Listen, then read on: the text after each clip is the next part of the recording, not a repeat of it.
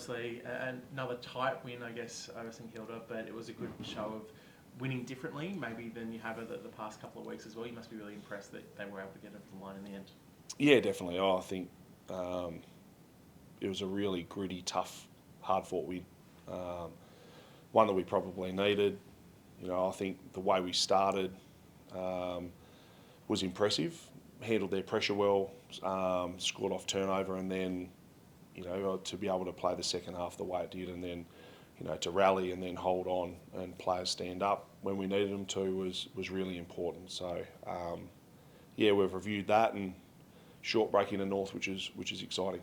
Obviously, a bit of a sour note out of the game was Tommy McCartney's concussion. We saw yesterday that in the injury report he's progressing well, just going through protocols. How has he been kind of in the couple of days post the game? He's been really good.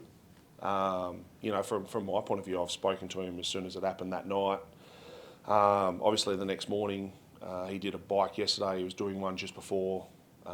He hasn't had any more symptoms, so that's the pleasing thing. He's been up and about, which is great for him and the footy club. Given his history, I imagine it's something you'll still take a lot of extra care and caution with, and there's no almost need to rush him back if anything comes up? I think we just follow the protocols, and if he keeps doing something and ticks them off, does something, ticks it off, has no symptoms, we keep progressing. So, he's upbeat about that. He's spoken about that and just playing what's in front of him, which is all he can do. So I guess at this stage, it's hopeful that he'll be ready for the derby next week? Day by day. Yeah, I think that's all you can do. And that would be the same as if Isaac Heaney was in protocols. We'd be doing exactly the same. We want them to progress as quickly and as safely as they possibly can, and that won't change, no matter the person. Obviously, we've seen a player earlier this season retire after a history with concussions. Has that come up with No, not at all. No. So we've been through concussions a fair bit at this footy club. We manage them as well as we possibly can with the players' safety first, and that hasn't changed. And we'll just keep progressing with Tom, and he's upbeat about getting back to play footy as soon as he possibly can. How's Dane looking? Yeah, Dane's good. So he had a really good session on Sunday. He's just got to get through training tomorrow afternoon. So if he does that, he'll be available and play. Okay, so you're pretty confident you pick him Yep. straight up if he gets through? Yeah, so he's done everything we asked of him. They had a really good session, about 4 or 5 of them on Sunday. All game load metrics, got through everything. And even last week was a bit of touch and go. Was he available, or could he get there if he had to? So we sort of pulled it really quickly, followed to make sure that he could get back as quickly as he possibly can, and that hopefully is get through tomorrow and this weekend. Is Robbie Fox in that same boat? So Robbie will play. He'll tick training off and then be available to play, hopefully. So if that's the case, he'll have to play VFL.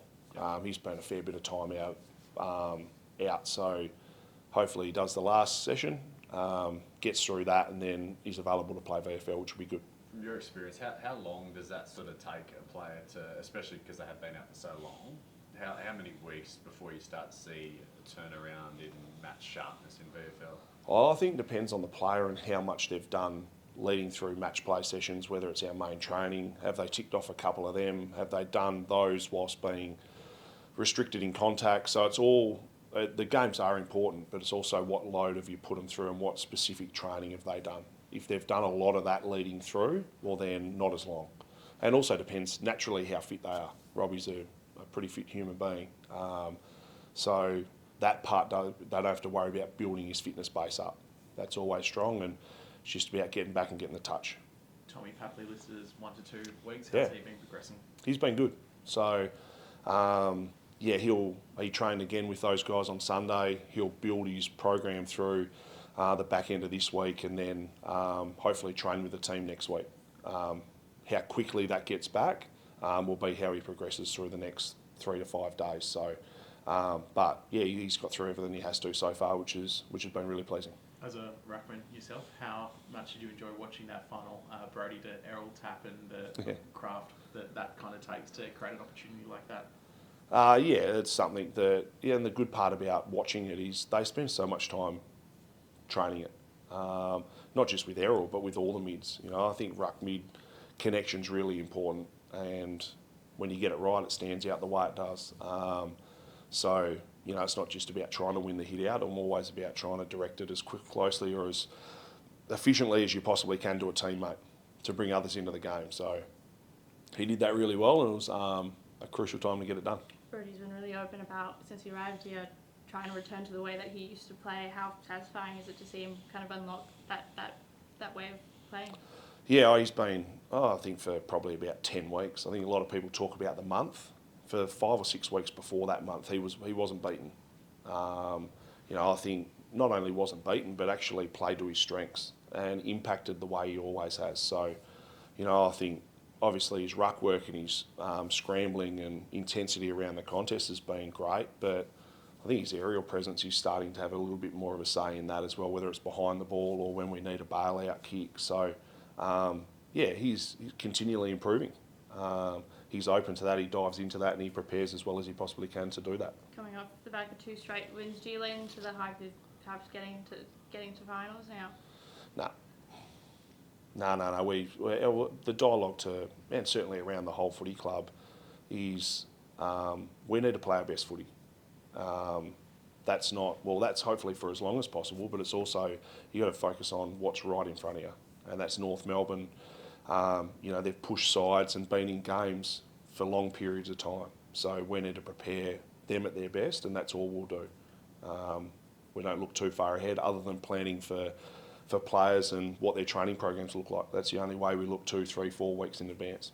Just on Brody, he obviously mentioned a lot last year about working with you and feeling like he learned more last year than he had in any other year of his career.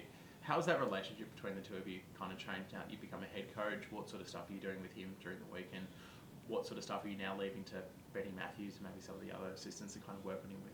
Yeah, we still have a close relationship. It's just probably not the amount of meetings, one-on-one meetings we don't have. We still talk about what should happen, how you do, but also on top of that, he's built a knowledge of what to do, when to do it, what I need to adjust to really well. That in games, if something happens, he can go to a different part of his game that he knows he needs to adjust. He's honest with that. I can speak to him about that, but he spends a lot of time with Benny Matthews, and Mike Pike spends a little bit of time down amongst the footy club as well, so you can sort of get a good cross-section between 3 or 4 different people. Obviously, Tristan Cherry won't be there this weekend. Clearly, he's one of those guys who's considered one of the best ruckmen in the comp. Is that now something that you look at and go, okay, that's maybe somewhere we can get a little bit more ascendancy without Tristan there, or is it still going, okay, we just have to focus on our game more than looking at exploiting that? Yeah, I think part of it is personnel, part of it's also system. And I think their system is they're plus 13 in wins from clearance.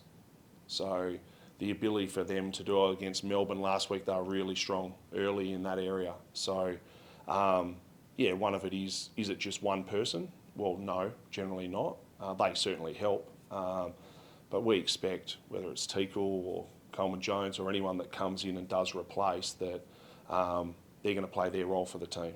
And for us, it's about making sure we do what we consistently do well, without trying to go, we've got to take advantage here. It's about, stick to the process and get it done. Seeing Luke Parker in the blue and white at the SCG this year, obviously you spent a fair bit of time with him here at the Swans as well. Will it be a bit weird just seeing kind of a guy who's considered a legend of the club in different colours?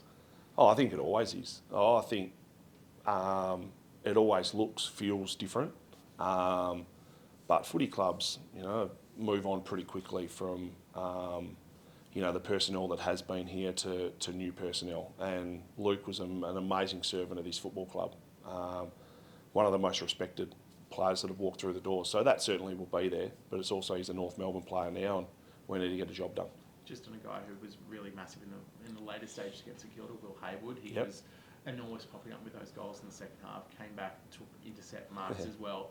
It's sort of a performance we see maybe once every couple of weeks from Will, that we see his ability to take a game on like that. Is it just about finding that consistency and knowing that he can have confidence in himself that he can play at that level? Yeah, definitely. And I think that's, Will's played enough footy now to understand what works and what doesn't, how he can impact the most.